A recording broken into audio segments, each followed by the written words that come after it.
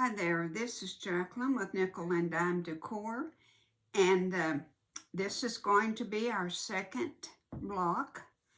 Last week we did the spool block, and I want to real quickly show you the finished 5.5 inch block. This is the way I'm going to do all of them. I'm making these blocks. They finish 8 inches. And I'm making them to put on like a swag on my mantle. And I'm going to attach them with little bitty tiny clothespins. And this is my spool block. I did hand quilting. I put a black 1 3/4 inch border on it. I will do that all of the blocks, regardless of the colors inside. I will put the black on it. I put that as my backing.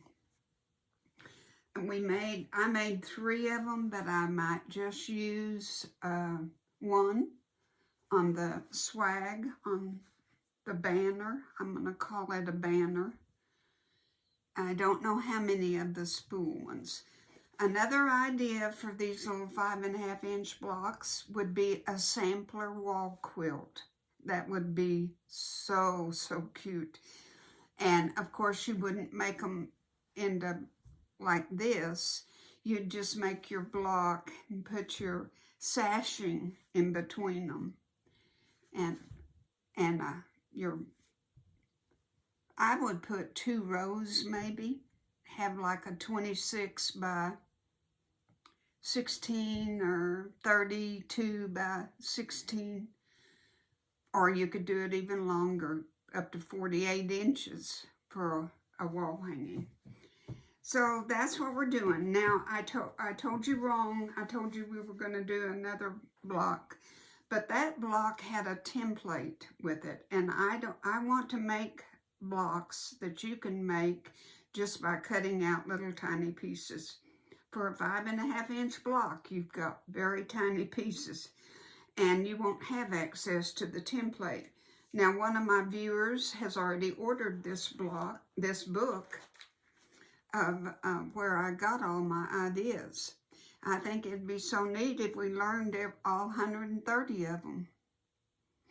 And then you're going to be an accomplished quilter if you've learned all 30 of them. It's quite a challenge. And we might do that. Who knows? So, last week was the spool, and this week is Sawtooth. Only 2 fabrics, and very simple, but not all that simple to do. I struggled a little bit because first of all, you have, I'm going to put the camera down so you can see. This is the one I made for a sample.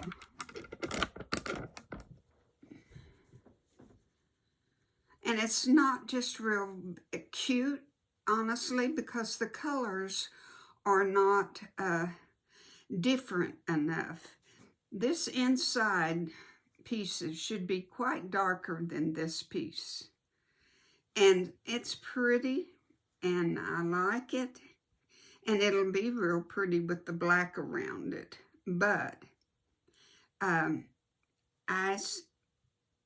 rethought it and thought, okay, let's do it in this pretty blue and cream colored little tiny block.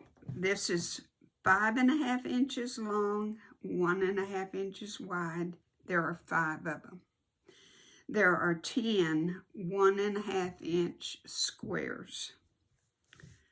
These are all 1.5 inch square. That's all there is to it.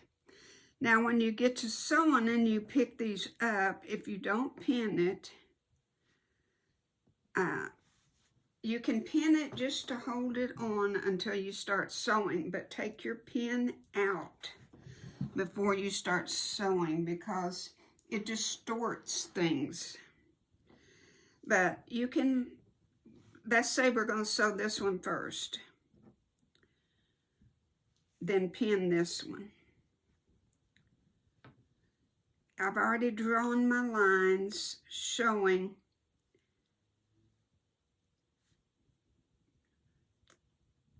from the top. Now I'm looking at it upside down. So I have to, from the top left to the bottom right. And you've got to remember, see how I placed that wrong there for a minute. When you're sewing these, no, that isn't right. See how confusing it gets? Okay. When you're sewing these, they're so tiny that you have to use what I call a runner, or I don't know what the technical term is for it, but you have to put that under your machine.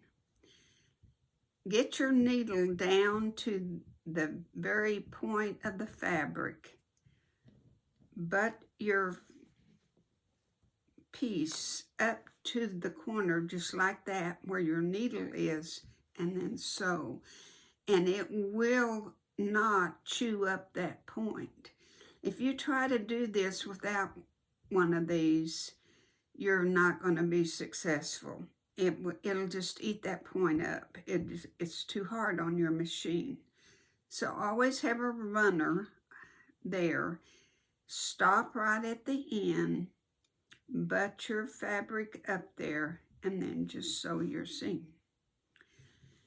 And then when you get through, you will press it.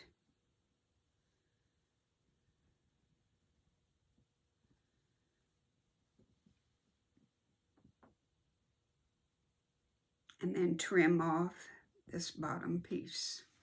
Okay? That's all there is to it. Now, don't have a directional fabric. By that I mean, you see these flowers are going up and down, but when I cut them the first time, they were going sideways on my piece. But when you turn it for your block, you want your, whatever your pattern is, to go up and downs. So if at all possible, do not use a directional fabric. It just doesn't work.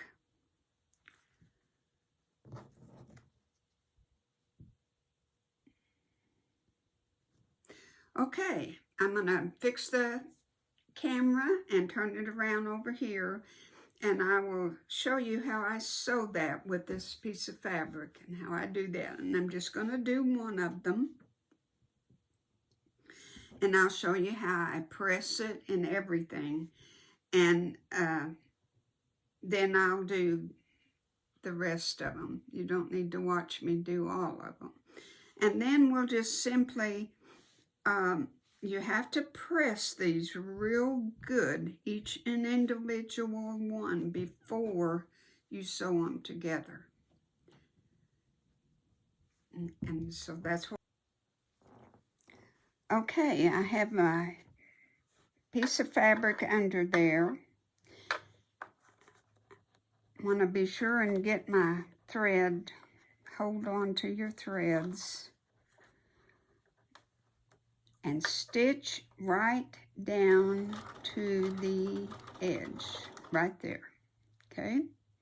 Now, I've lined it up this side, I've lined it up this side, and I've lined it this side. You have to hold on to it because it runs away from you. Now, you're going to have to lift up, and my needle is down. You're going to have to lift up your presser foot so you can stick that. Don't attach it to the fabric. And another thing, we're going to be folding this way, up to this corner, okay? So I want to sew, I call it the top, but you see my drawn line? Don't sew exactly on that drawn line, but one thread to the top. Sitting here, it would be to my left. My needle should barely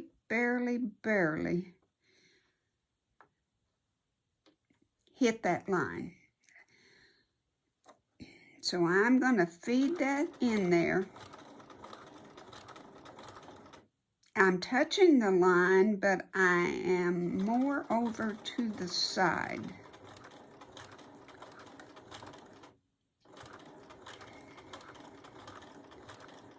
And there is a reason for this.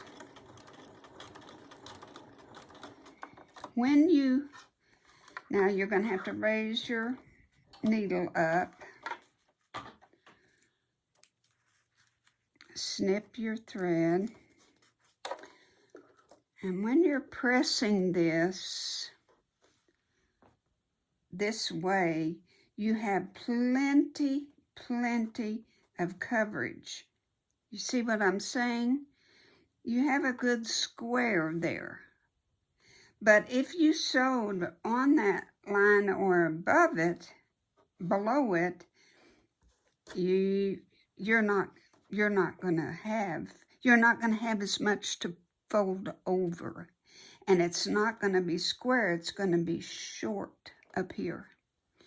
It's going to be short, but this way it's not.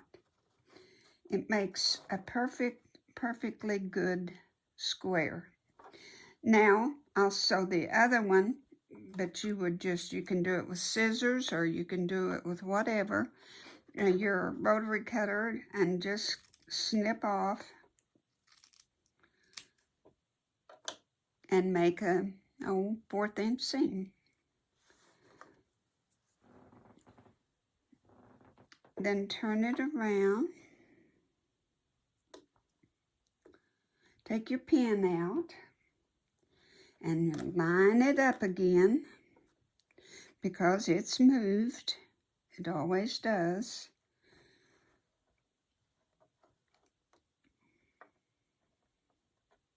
Get it exact. Sometimes your squares are not exactly square, so you might have a little bit of a problem getting it lined up. Put your fabric back under there. And I need to trim all these threads because they're beginning to get in my way and bug me. Okay, let's do this again.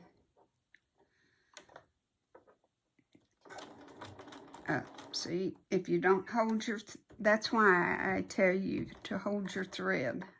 If you don't hold your thread, for some reason, it comes out.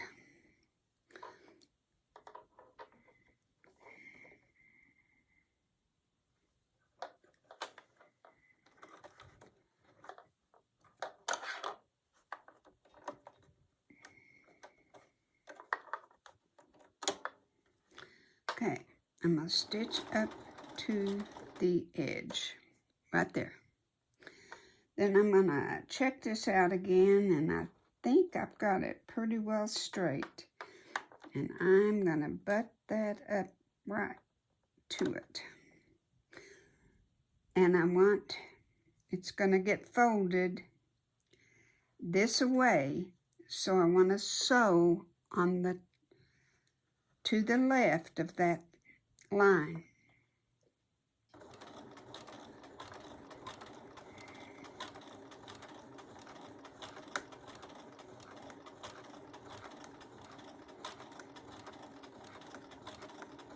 You're on the line, but yet you're to the left of the line. I don't know if that makes any sense or not, but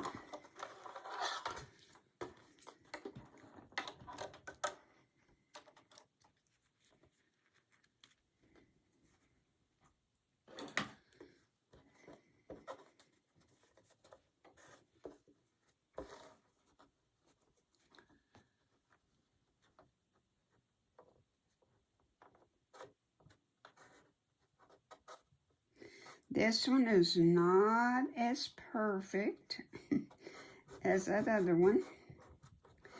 I'm going to put it on the iron. I want you to see that. See how some of that, the bottom is showing? And it shouldn't. That should be right exactly even with it. But we can press that and fix that and get that straight.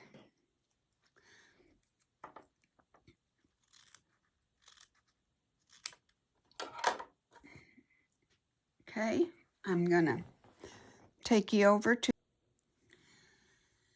when you press, you just open up your seam just like that. Just lay your iron on it. Don't rub it, just lay it on it. Do the same with this side. You're setting the seam is what you're doing.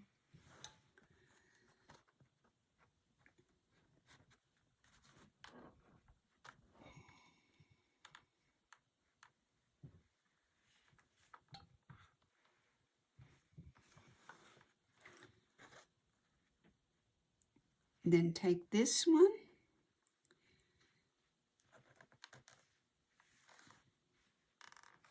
and do the same thing. Hold it 5 seconds or so. And there's your first one.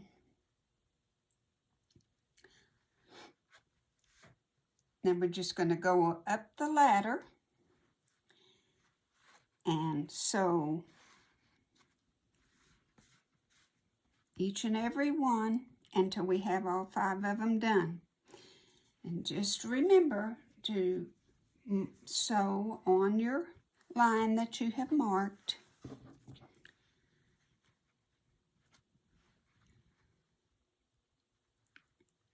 And if it's going to be folded,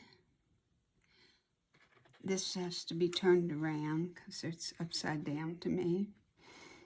If it's going to be folded up, you want to stitch right to the top of that line. Just right on the line, but just 1 thread over.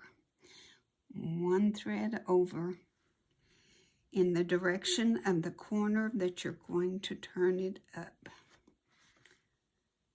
Okay? All right, I'm going to get all 5 of them done. Okay, I want to do one more with you. Let's see if we can make this clear as mud. Okay, I changed my piece because that was getting quite messy. Sew down to the end, hold your thread at the top.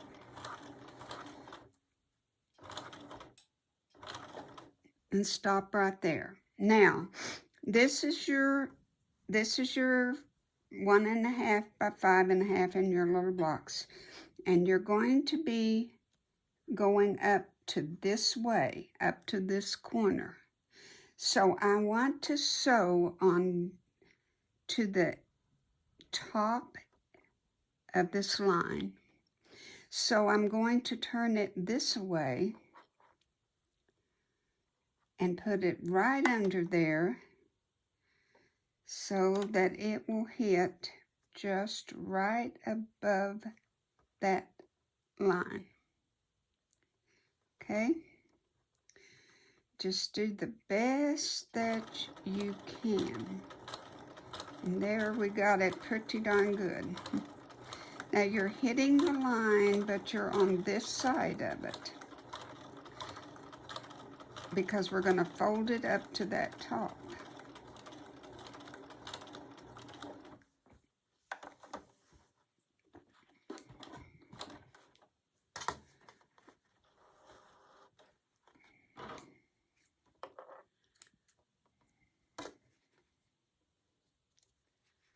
Put your piece back in there.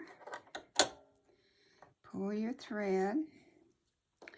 Now for the other side, see, we went at it this way and sewed on the top.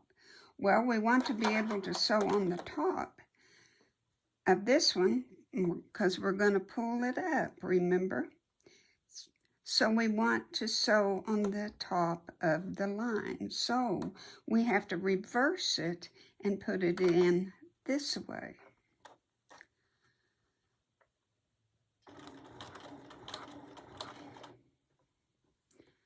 So I'm going to put my piece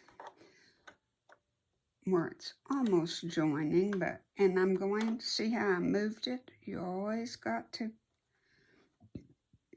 but pinning does not work for tiny little pieces like this, y'all.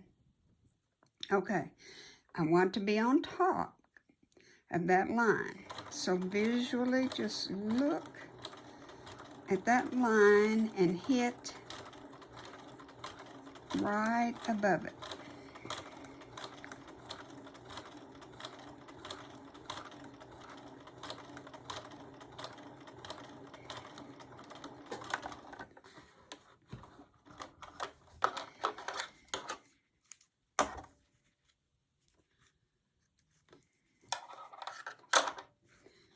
Put your piece back under there for the next one. Now,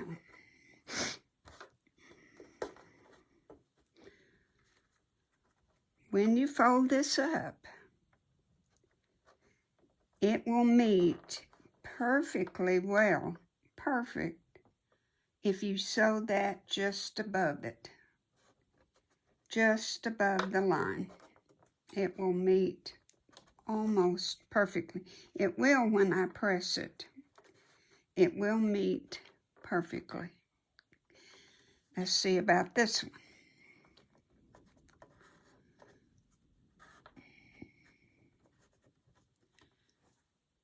Pretty perfect, pretty good. And that's how you make those little strips. Be right back. Here are all 5 strips sewn together with the little squares. And you're just going to take one over, sew it together with a 1/4 inch seam, a scant 1/4 inch seam, which means I'm going to move my needle over 1 notch to the right. And now I'm going to sew that together, press it open. Each individual one I'm going to press open before I sew on the next one. And the ones I did for this one, I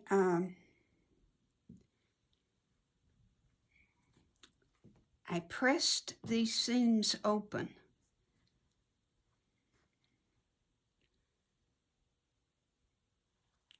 I thought that they would lay much flatter. You see how flat they are? And if you have this, it puts some bulk in it if you don't open them up. You see that? You see how? So that's what I did, is I opened them up, just pressed them and opened them up like that before I sewed them. Opened it just like that. Pressed them to that, opened them up like that, and then I turned them over and I sewed them. Think it just keeps where you have less bulk. So that's what I'm going to do. Hold on. Okay, I wanted to show you on your end pieces, your 2 rows that we're going to sew together. Be sure that they are matched up at the top, matched up at the bottom, so that they're exactly even. Get them just as perfect as you can, because it's going to make a difference in your points if you don't. I still am using this because I think it helps even in this situation. I don't have to match my seams or anything, so that's not a problem. I don't have to think about that. I just have to think about keeping this straight and keeping this open, this seam under here.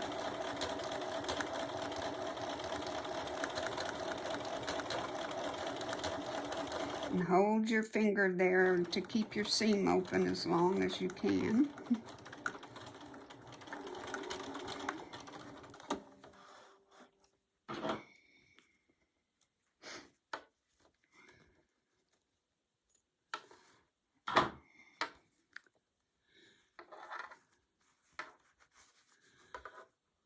There we have it. And when we press it, I'm going to press it open. I think it works better than pressing it up or down. That this one was pressed up, and I think it's going to work much better if I open up my seams. Sometimes you have to open up your seams. A lot of times you want to press them in one direction, but see, for this, I think it just calls for it being pressed open. Okay, look at the difference in the fabrics of how you just need the inside pieces, the bigger pieces, to be the darker color, and the outside pieces your lighter colors. And there's just not enough contrast in this one. And if you sew a strip on upside down, you'll see it right away. Just take it apart and turn it the other way. And I want you to see how much. I'm going to put my ruler down. I know I'm shaking all over the place, but I want you to see we're supposed to be 5.5 inches. That's what these blocks are supposed to be, okay? And before I press it, trim it, I want to show you.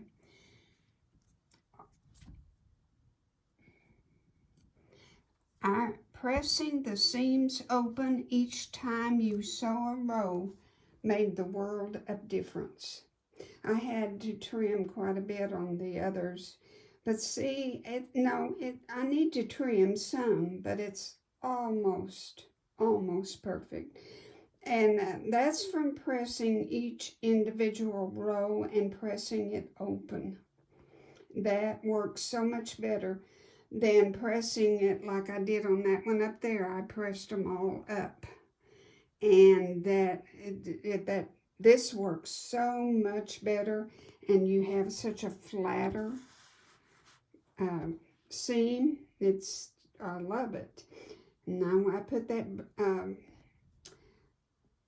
backing to it, and I do some quilting on it, hand quilting, and put my black border. It's going to be so pretty. So there you have it, Sawtooth Block. And you know, another thing that this block would just be beautiful is if you sewed a whole bunch to make your 5-inch border on a quilt. Oh, that would be so pretty. It would make a beautiful border. You just sew block after block after block together and sew it on. Pretty, pretty. Can't you just see this block in maybe some boutiques? Or maybe just a vivid floral, you know, red, black, pink. Oh, gosh.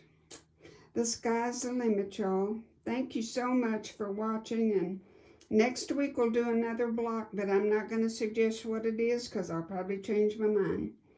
So y'all have a wonderful day. Bye.